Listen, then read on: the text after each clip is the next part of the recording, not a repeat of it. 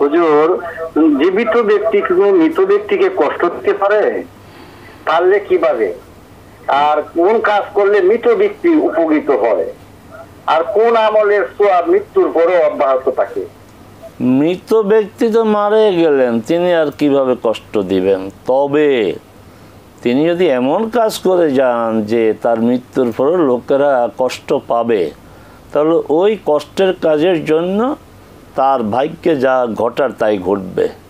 তার অব্যাহতভাবে ওই গুনাহ লেখা থাকবে মানুষকে কষ্ট দেওয়ার বিষয়ে। আর জীবিত মৃত ব্যক্তির কষ্ট, তাও মৃত ব্যক্তি সম্পর্কে যে খারাপ চর্চা, তার মন্দ চর্চা করা, এটাও তার এক ধরনের কষ্ট দেওয়াই হলো।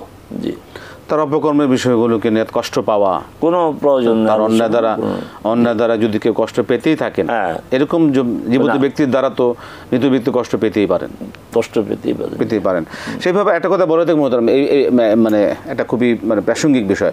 অনেকে বলেন যে রুহানি একটি দোয়া কবর থেকে মৃত ব্যক্তির পক্ষ থেকে পাওয়া যায়। না না, এই বিষয়গুলো কি কোরআন সুন্নাহ দ্বারা? জাতীয় কিছু বিষয় না যে মৃতর পক্ষ থেকে, মৃত ব্যক্তির ভালো আমলগুলো এটা তো চলতে থাকবে, কিন্তু এই রুহানি দোয়া এই সমস্ত কথা ঠিক না। আমরা একটি হাদিসের সাথে পরিচিত যে 3টি আমল, এটা 5 লাইন আপনার জারি থাকে, সওয়াব পুষতে থাকে, সাদাকায়ে জারিয়া, কল্যাণকর সাদাকা, অব্যাহত যেটা সাদাকা।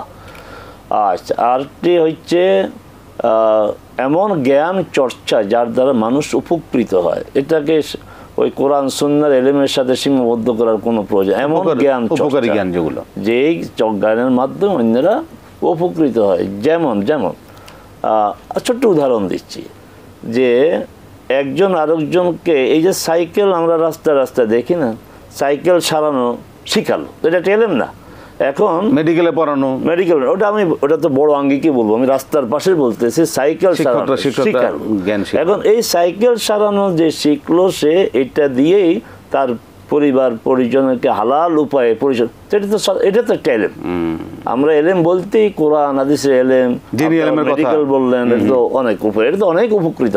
কিন্তু আমি ছোট্ট একটা উদাহরণ দিয়েছি, ছোট্ট একটা উদাহরণ দিলাম যে এই যিনি তাকে এই সাইকেল মেরামত শিখালেন, আর ওই লোকটা এই কাজ করেই তার পরিবারের আপনার জীবিকা অর্জন করছে, খরচ নির্বাহের মাধ্যম হিসাবে গ্রহণ করলেন, সব হবে।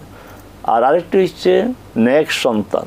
এখানে রাসূল সাল্লাল্লাহু আলাইহি ওয়াসাল্লাম শেষ করেন নাই, নেক সন্তান, যেই সন্তান তার বাবা মার জন্য দোয়া করে। এই হাদিসের বাইরেও একটি হাদিস আছে যে বেশ কয়েকটি কাজের আমল অব্যাহত থাকে। এর মধ্যে আছে যদি পানি সরবরাহ, কোনো এলাকায় পানির সংকট, সেখানে আপনার এই খাল করে দিল, টিউবওয়েলকে আবার আলাদা করে বলা হয়েছে। তাহলে আমরা বুঝবো যে টিউবওয়েল আলাদা আর পানির প্রবাহ, যে এলাকা ফসলের জন্য পানির প্রয়োজন, এটা খাল করে দিল ফসলের জন্য, ব্রিজ করে দিল। তারপরে হচ্ছে আপনার টিউবওয়েল করে দেওয়া, মসজিদ নির্মাণ, তারপরে যে কোরআন মজিদ কাউকে দেওয়া, কোরআন মজিদ কাউকে দেওয়া, হাদিসে যেভাবে আসছে, আমরা যোগ করলে হবে না, কোরআন মজিদ কাউকে দেওয়া। তারপরে গাছ, ফলজ গাছ, এই গাছ যদি কেউ আপনার লাগিয়ে যায়, তাহলে এগুলি হাদিস দ্বারা সমর্থিত এবং হাদিসের শব্দ। আবারও বলছি, পানির সরবরাহ, সেটা শুধু খাওয়ার জন্য না, পানির সরবরাহ বলতে পানির প্রয়োজন, হাঁড়ি পাতিল ধুতে প্রয়োজন, জীবজন্তু খাবারের প্রয়োজন, ফসলদের জন্য প্রয়োজন। এরপর টিউবওয়েল, এটা কিন্তু স্পেসিফিক খাওয়ার কথা বলা হয়েছে। ফলদার গাছ, মসজিদে নির্মাণ, তারপরে হচ্ছে কোরআন মজিদ দেয়া, এগুলোর সওয়াব অব্যাহত থাকে।